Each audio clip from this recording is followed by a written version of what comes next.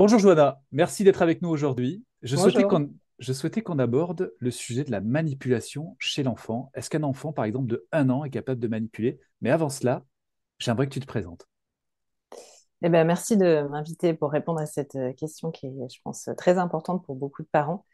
Donc, je suis Johanna Smith, je suis psychologue clinicienne, je suis également enseignante à l'université, formatrice en ICV et j'ai notamment coordonné un ouvrage qui s'appelle Le Grand Livre des 1000 premiers jours autour du développement très précoce, donc des 1000 premiers jours de la vie, de la conception jusqu'à 2 ans.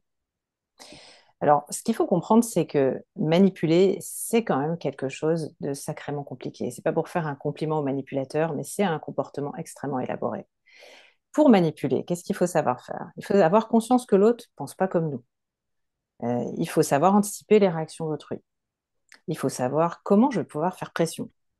Et puis, il faut savoir faire semblant de façon convaincante.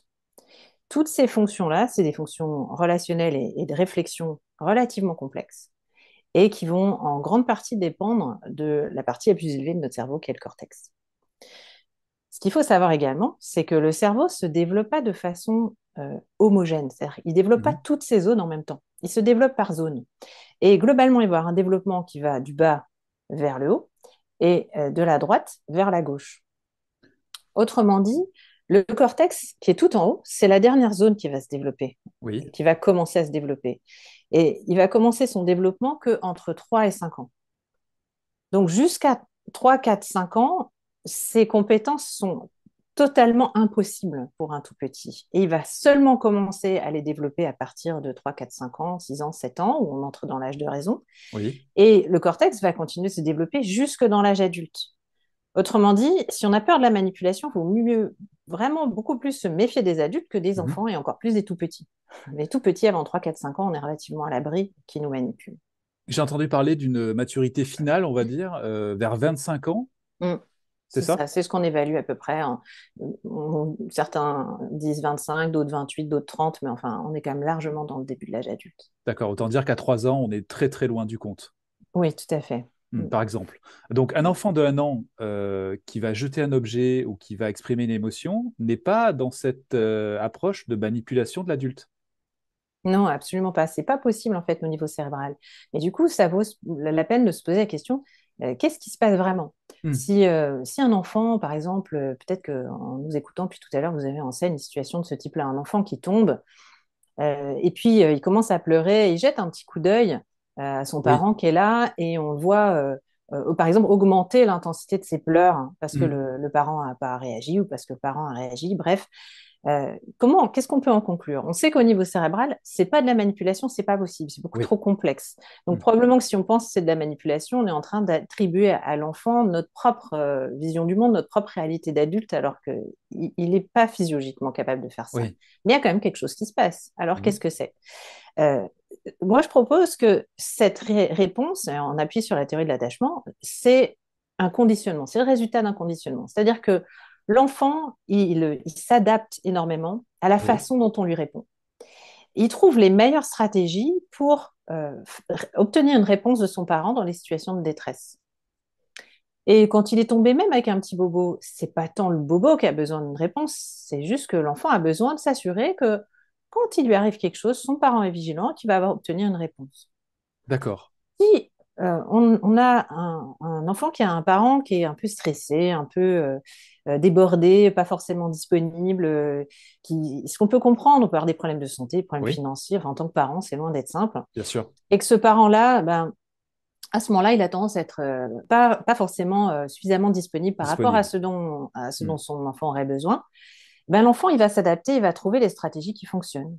Et si il a obtenu davantage de réponses, et là, je parle vraiment de conditionnement comportemental, c'est pas un truc réfléchi, parce qu'il n'a pas les zones du cerveau pour faire Oui. quelque chose d'aussi complexe. C'est juste que si il a fait l'expérience qu'il reçoit une réponse sécurisante, c'est-à-dire son parent réagit, vient quand il pleure un petit peu plus fort, Oui. eh ben, honnêtement, il faut le comprendre. Plutôt que de tenter d'abord de pleurer un tout petit peu, il y a des risques, si cette situation se répète, son réflexe de conditionner, en fait, ça Oui. devienne de base de crier un peu plus fort. Et donc, ça donne ces situations d'enfants qui donnent l'impression d'exagérer.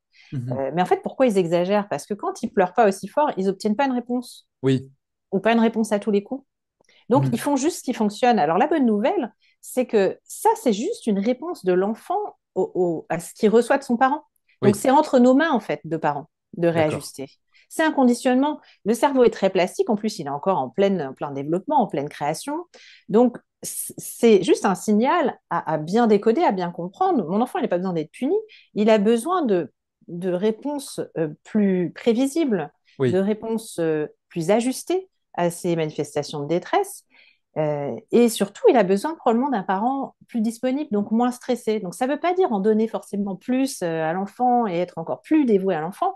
Ça veut au contraire probablement dire, là, vous avez besoin de déléguer, là. Là, il Oui. est temps de relayer, il est temps Mhm. d'aller souffler, il est temps de prendre du temps pour vous, peut-être du temps pour votre couple, il est temps de prendre soin de votre système de stress, parce que votre système de stress en tant que parent, il est au cœur de l'épanouissement affectif de tous les membres de la famille. Oui, Parce que le parent, c'est le premier régulateur, en fait. Hein. L'enfant n'étant, bien quand il est sûr. tout petit, pas capable de se réguler, il dépend de la capacité du parent à le faire. Mhm. Donc, c'est comme dans l'avion. Il faut d'abord se mettre le masque à oxygène à Oui. soi, même si c'est contre-intuitif, avant de le mettre à l'enfant. Là, c'est vraiment dans ces situations d'urgence. C'est le signe que l'enfant a besoin d'un parent plus disponible, moins stressé, probablement qui prenne mieux soin de lui. Oui. Alors, je venais revenir sur ce que tu disais à propos du conditionnement. Donc, ce n'est pas de la manipulation, c'est-à-dire que l'enfant ne va pas se dire si je pleure plus fort, je vais réussir à manipuler sur le long terme mon parent. Au contraire, c'est parce qu'en fait, il a déjà eu une réponse positive lorsqu'il a pleuré. Et là, il cherche justement une réponse qui va lui faire du bien. Donc, il va forcément revenir sur le même conditionnement, c'est-à-dire les actions vont donner les mêmes effets. C'est Mais ça. il Et n'y a plus, pas d'intention derrière. c'est ça exactement. C'est juste mécanique. C'est-à-dire, plus quelque C'est chose est ça. répété, plus ça fonctionne, plus ça consolide des réseaux de neurones, en fait, hein, Oui, et oui, des réactions qui vont devenir de plus en plus faciles, car de plus oui. en plus associées automatiquement, en fait. C'est ça. Mais il y a bien un besoin à la base, ce qui veut dire que si le parent est dans un autre conditionnement, c'est-à-dire s'il n'apporte pas cette attention, s'il n'apporte pas ce soin, est-ce qu'il y a un risque justement de déconditionnement de la sorte, ou en tout cas de conditionnement dans un autre sens, et que l'enfant finisse par se dire, bah, mes besoins, je mets une croix dessus, parce que de toute façon, l'expression émotionnelle et relative à mes besoins, finalement, n'est pas perçue et il n'y a pas de réponse par rapport à ça. En fait, il y a 4 réponses que l'enfant peut développer face aux réponses qu'il va avoir de son parent dans les Mhm. situations de stress. La première réponse, on a de la chance, c'est un enfant qui a un parent qui est disponible, qui arrive à peu près à décoder ses signaux, qui lui attribue pas des mauvaises intentions, qui arrive à décoder que c'est de la détresse, de la douleur. Enfin, on tâtonne tous, hein, on n'a pas besoin de Oui. 100% de réponses bien ajustées. Il paraît que juste 50% de bon décodage, ça Mhm. suffit à ce qu'un enfant puisse être suffisamment sécurisé, donc zéro pression pour les parents. Et puis, on a 3 types de réponses qui vont être plus problématiques. Le parent qui ne supporte pas que son enfant exprime de la détresse et ait besoin de lui. Donc, Oui. l'enfant va assez vite découvrir qu'il ne faut pas qu'il exprime de la détresse. D'accord. S'il veut de la continuité du lien avec son parent, il faut qu'il trouve autre chose pour être Oui. en interaction avec le parent et il met ses besoins d'être réconforté, par exemple, de côté. D'accord. Première stratégie. Deuxième stratégie, il a découvert que le parent est disponible, mais de façon imprévisible. Donc, il va essayer de trouver ce qui rend le parent prévisible, parce que c'est ça qui est sécurisant. Même nous, les adultes, on a besoin d'un minimum de Oui. prévisibilité. Ça commence très tôt dans la vie. Donc, s'il remarque que, en étant agressif avec le parent, en pleurant plus, donc en faisant différentes choses qui visent à augmenter le son, là, à tous les coups, il a une réponse de son parent. En fait, inconsciemment, involontairement, le parent euh, encourage son enfant à avoir ce type de réponse parce qu'il ne répond pas quand son enfant demande normalement. Oui. Donc, c'est ça qu'il va falloir réajuster pour que Oui. cet enfant puisse recevoir des réponses qu'il sécurise sans avoir à, à recourir à ce qu'on l'a encouragé à faire, en fait. Hein. C'est Mhm. pas quelque chose de pensé, c'est juste quelque chose qui a fonctionné. C'est ça Oui. qui est important de comprendre. C'est pas une mauvaise intention de l'enfant, c'est juste il s'adapte et il utilise quelque chose qui a fonctionné. Et Oui. puis, le dernier cas de figure, ça va être un cas de figure où l'enfant reçoit des réponses qui sont effrayantes. Donc un parent qui est vraiment stressant, soit parce que lui-même il est dépassé et Mhm. qu'il est bouleversé émotionnellement par l'état de l'enfant ou par d'autres choses, mais en présence de l'enfant, ou parce que le parent est effrayant, menaçant, criant sur l'enfant, le secouant, le laissant pleurer sur des très longues périodes. Oui.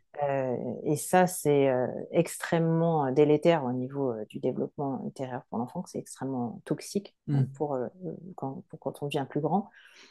parce que ça génère un stress quand même vraiment important Oui. qui augmente la vulnérabilité à un certain nombre de problèmes mentaux quand on devient adulte. Alors, nous y reviendrons peut-être plus tard, effectivement, à ceci. Là, tu viens de décrire finalement tout ce qui est science de l'attachement, donc Oui. avec les quatre différents styles d'attachement, du coup. Ouais, si C'est ce ça. n'est que le désorganisé, c'est pas un style du coup. Non, c'est pas un C'est-à-dire style, que le d'accord. parent, il y a trois styles, et puis Hmm. il y a un non-style. C'est Il y ça, a c'est ça. une situation qui est tellement effrayante que l'enfant n'arrive pas vraiment à trouver de solution pour obtenir une réponse qui assure un minimum de sécurité, c'est-à-dire un minimum de continuité du lien.